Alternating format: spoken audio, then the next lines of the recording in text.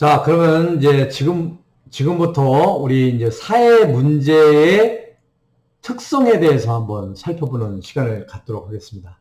아까도 이제 말씀을 드렸지만, 오늘 키포인트는요, 사회 문제의 정의에 대해서 한번, 여러분들이 꼭 숙지를 하시고요. 두 번째는 이 사회 문제의 특성에 대해서 한번, 이야기를 할 거예요. 그래서 오늘, 이 사회 문제의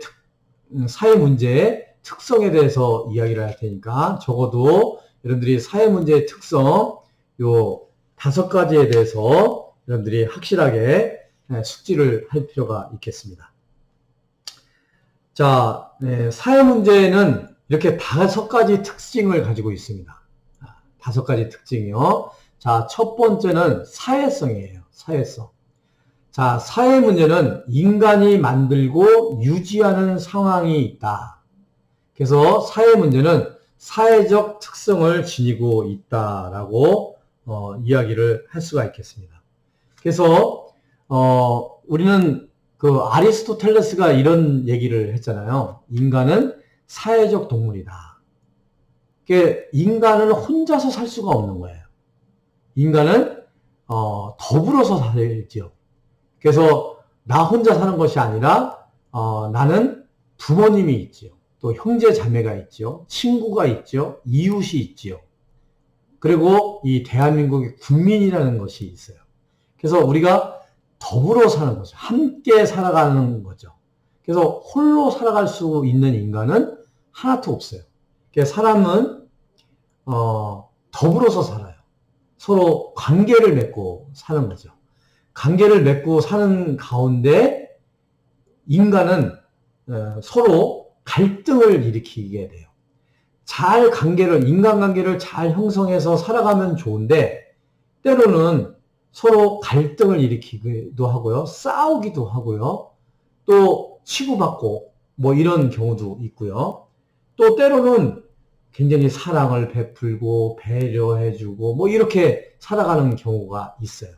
그런데 우리 인간 사회에는 항상 이렇게 사랑과 행복, 이렇게 긍정적인 측면도 있지만 서로 갈등, 시기, 미워하고 질투하고 범죄하고 뭐 이런 것들이 있음으로 인해서 자연스럽게 좋은 측면도 있지만 때로는 이런 불미스러운 사회 문제들이 발생이 되는 경우들이 많이 만들어지는 거죠. 그래서 우리 사회 문제는 이렇게 인간이 서로 관계를 맺고 살아가다 보니까 그 속에서 이 관계가 깨지는 경우가 있고 갈등을 일으키는 경우도 있고요. 그러다 보니까 거기서 만들어지는 문제들이 있는데 이것을 우리가 사회 문제라고 얘기를 해요. 그래서 제가 지금까지 얘기했던 이런 것들은 다 인간관계에서 깨지는 문제예요. 뭐 예를 들어서 아동학대 문제. 이거 부모와 자녀 간의 관계가 깨지기 때문에 이루어지는 거죠. 가정폭력 문제. 또 노인 고독사 같은 거. 노인의 빈곤 문제. 뭐 장애인 문제. 또 뭐 여성 문제. 뭐 이런 것들은 우리가 인간이 살아가면서 서로 함께 살아가면서 어떤 갈등 구조에서 이루어지는 그런 문제라고 할 수가 있겠죠. 그래서 우리 사회 문제는 인간이 만들고 유지하는 상황들이 사회 문제다라고 한다 그러면 사회성을 특징을 가지고 있다. 그래서 어느 단체나 어느 기관이나 어느 사회나 꼭 문제는 발생을 하고 있다. 문제 없는 사회는 없다. 이렇게 여러분들에게 말씀을 좀 드릴 수가 있겠고요. 자, 그 다음에 이제 두 번째는요, 역동성이에요, 역동성. 이 역동성은 사회가 변함에 따라서 사회 문제의 중요한 요소도 변화된다는 거예요. 그래서 사회 문제는 역동적인 특징을 가지고 있다. 역동이라는 것은 우리가 다이나믹이라는 거죠. 다이나믹. 그 다이나믹이라는 것은 역동적으로 막 막 움직인다는 거죠. 문제가. 움직여요. 이 사회 문제는, 어떤 사회가 변함에 따라서 많은 문제들이 발생이 되죠. 자, 우리가 이제 시대를 구분을 할 때 통상 이제 뭐 1차 산업혁명, 2차 산업혁명, 3차 산업혁명, 뭐 4차 산업혁명 이렇게 얘기를 하잖아요. 지금은 여러분들 이 4차 산업혁명 시대예요. 그러면 3차 산업혁명 시대의 주 메인은 서비스업이에요. 서비스업. 지식정보화 사회라고 얘기를 하죠. 근데 이 4차 산업혁명은 인공지능 시대예요. AI, 그 빅데이터 시대, 그리고 사물 인터넷, 서로 연결되고 연결되는 그런 사회가 되는 거죠. 그래서 여러분들 지금 여러분들이 느끼시는지는 모르겠지만 우리 4차 산업혁명 시대가 이 코로나 시대로 인해서 코로나19로 인해서 급격하게 빨리 변화돼 가고 있다는 사실을 모르세요? 이 3차 산업혁명 때 있지 않았던 문제들이 이제 4차 산업혁명 시대에 이제 앞으로 많은 문제들이 발생이 될 거예요. 제가 볼 때는 지금 1차적으로 이제 생각나는 것은 뭐냐면 빈익빈 부익부 현상이 더 첨예하게 될 거예요. 그게 이제 사물 인터넷, 뭐 빅데이터, 뭐 AI, 인공지능, 이 4차 산업혁명 시대에 맞는 플랫폼, 이 플랫폼에 빨리 적응하는 사람은 부를 축적할 거예요. 새로운 부자들이 만들어질 거라고 생각이 돼요. 그런데 기존의 부자였던 사람들이 3차 산업혁명 때 부자였던 사람들이 이 4차 산업혁명에 따라가지 못하면요, 그 기업은 사라지게 되고 그 부도 점점 사라지게 될 거예요. 근데 여러분들 중에서 만약에 4차 산업혁명, AI, 뭐 사물 인터넷, 뭐 빅데이터, 뭐 이런 어떤 플랫폼 사업에 이 변화에 빨리 민감하게 반응을 해서 거기에 관심을 가지고 그 사업을 전개하는 사람들은 이제 대박나는 그런 시대가 또 열리게 되겠죠. 지금 모든 사회의 일상들이 변하고 있잖아요. 오프라인에서 그전에는 재산을 축적했다면, 부를 축적했다면 이제는 온라인상에서 모든 부가 축적되는 그런 사회로 변화가 되고 있잖아요. 그래서 이 사회 문제는 이 3차 산업혁명 때 사회 문제의 형태와 4차 산업혁명 시대의 사회 문제의 형태는 또 달라질 거예요. 그래서 이 사회 문제는 사회가 어떻게 변하느냐에 따라서 급속도로 어떤 역동성을 가지고 그 사회 문제도 사회의 변천에 맞춰서 변화가 된다는 거죠. 그래서 교수님이 생각할 때는 지금 4차 산업혁명, 이 코로나 이후 시대에는요, 빈익빈 부익부, 부자는 완전히 부자가 되고요, 가난한 사람은 완전히 가난하게 되고, 이 중산층이 없어질 거예요. 중산층이. 잘 살면 왕창 잘 살고 못 살면 못 살.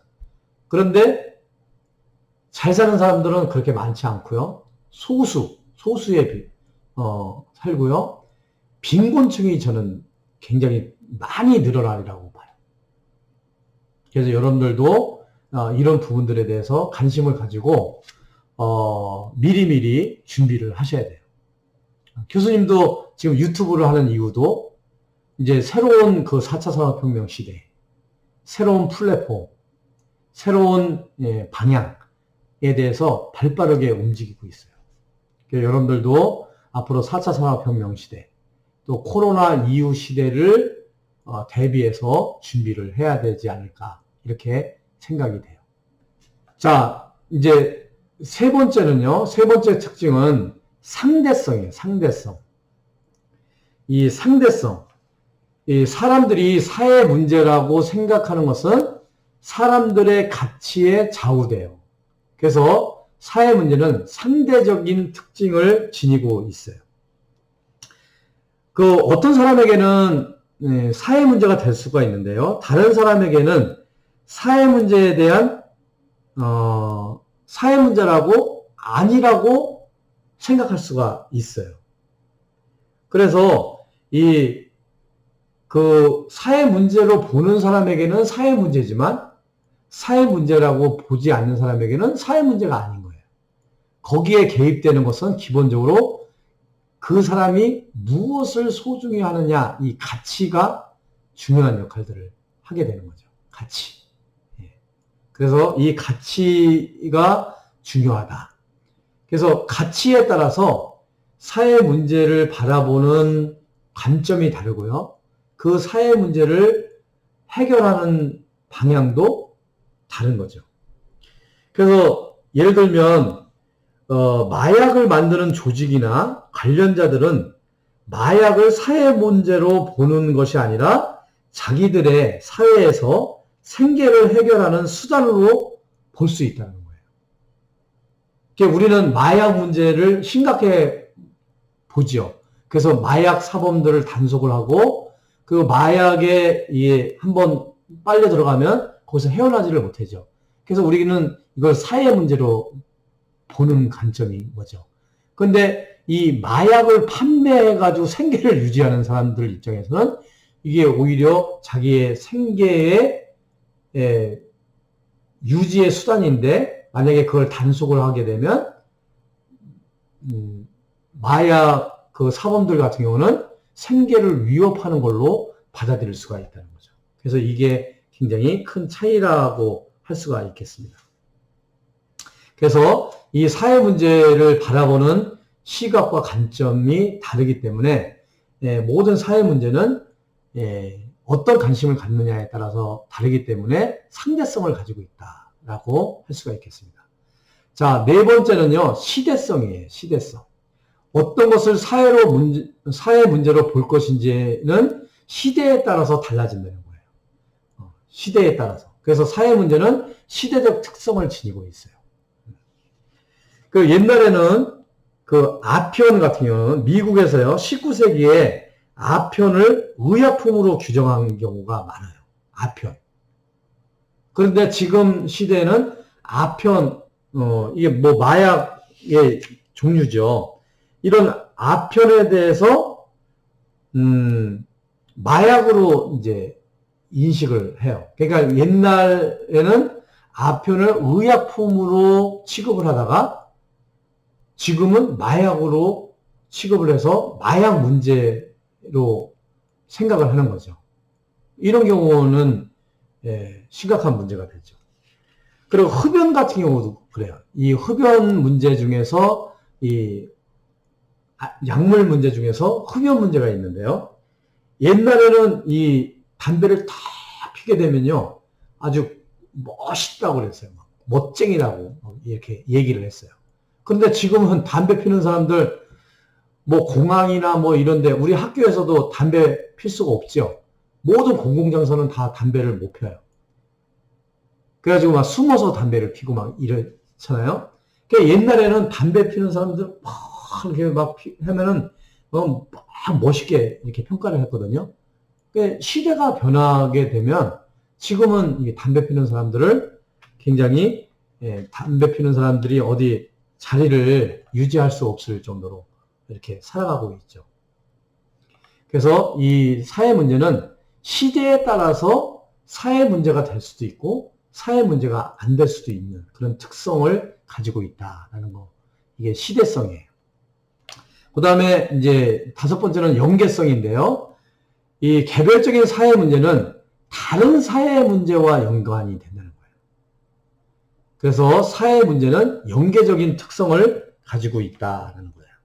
그래서 이제 여기 책에 보면 여러 가지로 이제 예를 들어놨어요. 예를 들어놨는데 어떤 이제 가정에 실업자가 생기잖아요.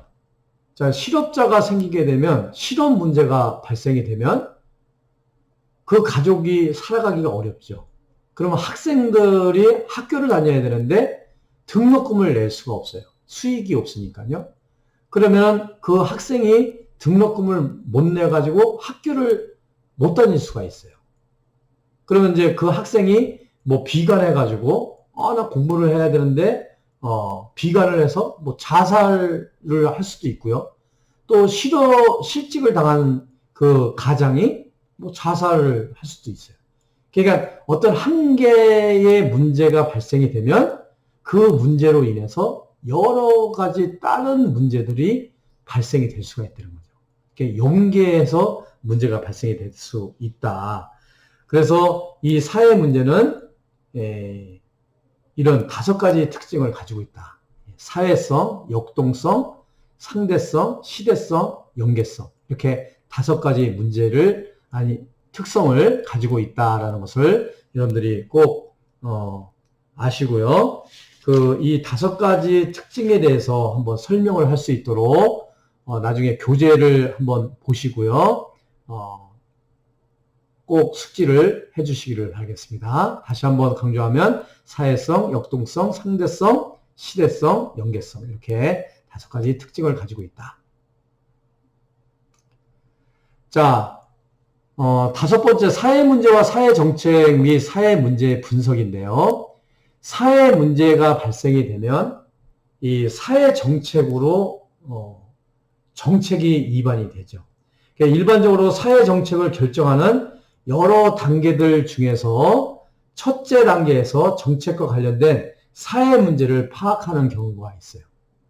이게 어떤 국가에서 정책을 수립할 때는요, 그냥 정책을 수립하는 것이 아니라 어떤 문제가 있기 때문에 그 문제를 해결하기 위해서 정책을 수립을 하게 되는 거죠.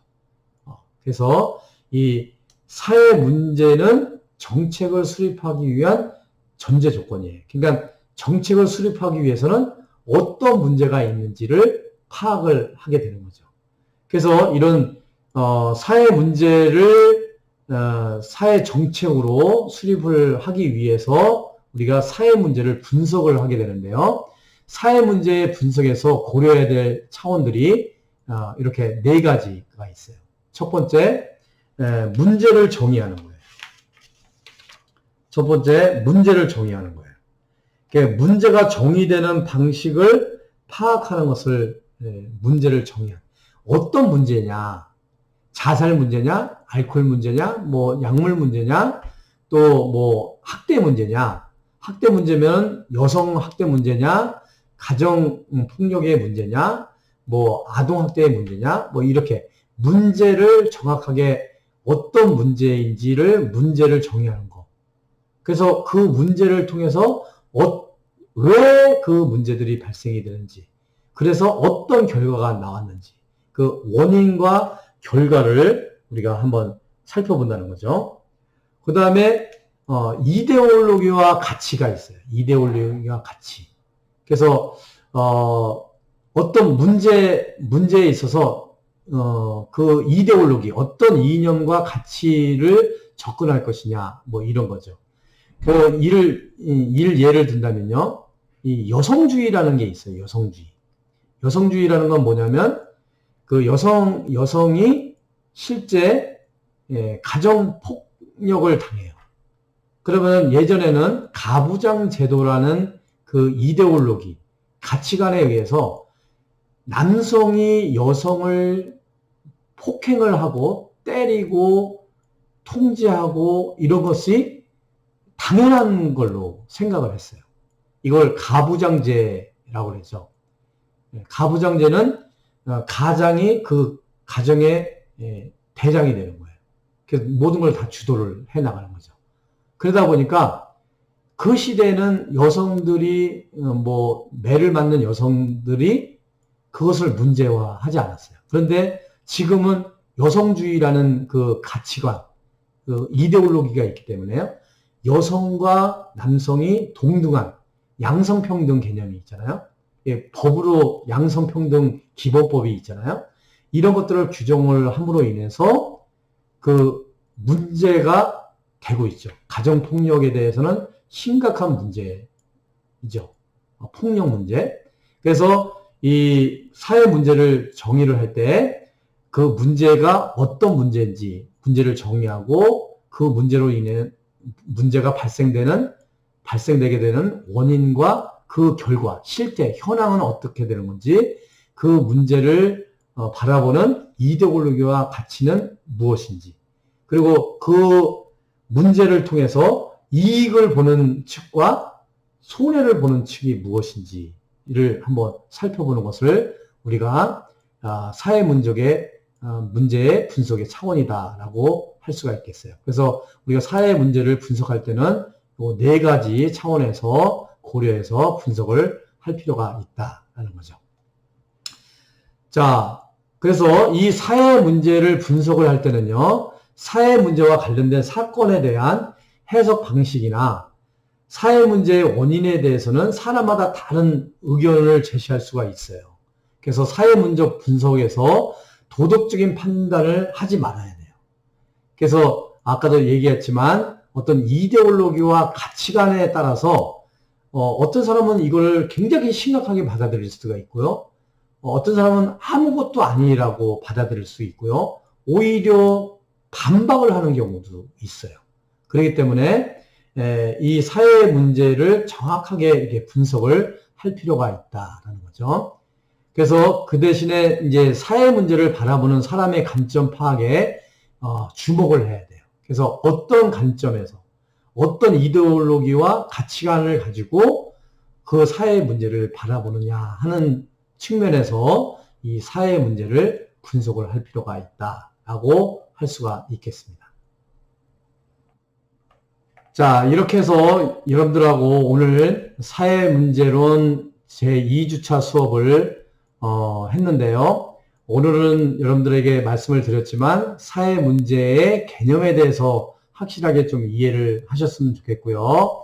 두 번째, 사회 문제의 특성 5가지에 대해서 여러분들이 잘 숙지를 하시면 되겠습니다. 그래서 오늘